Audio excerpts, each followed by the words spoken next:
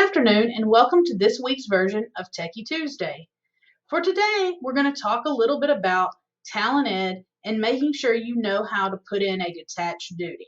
To do this, from the MPS website, go to For Staff, then select Talent Ed. Talent Ed is over here on the right. Once here, you will log in. Now, this login isn't necessarily the same as your email login, so you have to know what this login is. If you are unable to log in or do not have an account, you will need to contact the HR department so they can set it up. You can, for the first time, or if you forget your password, select Forgot Password. As long as it's your MPS email, it should send to you, and that should help. But if you are unable to log in, the HR department will need to assist you with that. So once I do this and I hit sign in, I come up in my tasker here. But what I need to go to are my available forms. So I'll go to available forms and I will see detached duty request.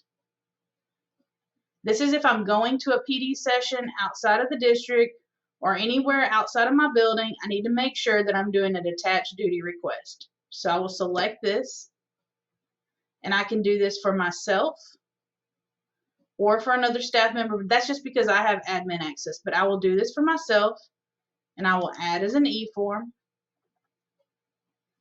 Now I will fill this out with as much details as possible. Make sure to always include the funding source here. If you do not select the correct funding source, it probably will be denied. So you have to have the funding source here.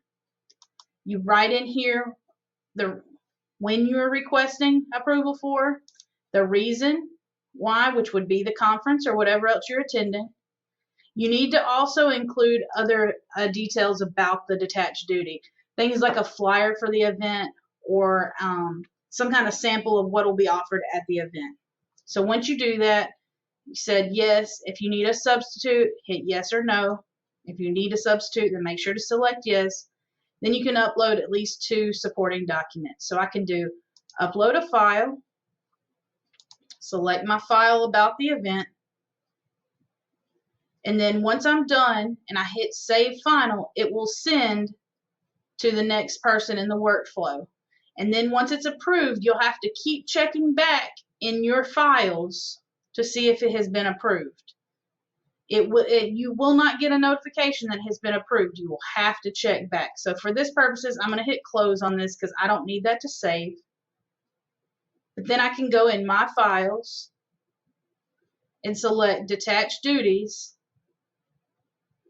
Then I can see any detached duties that I have submitted, and I can check and see if it's been approved. If it has a green check mark, it has been approved. If it doesn't, then this one hasn't been submitted and this one's still in the workflow. So that way you know if it has been approved if it has a green check mark. I hope this information helps you submit a detached duty for any PD you may be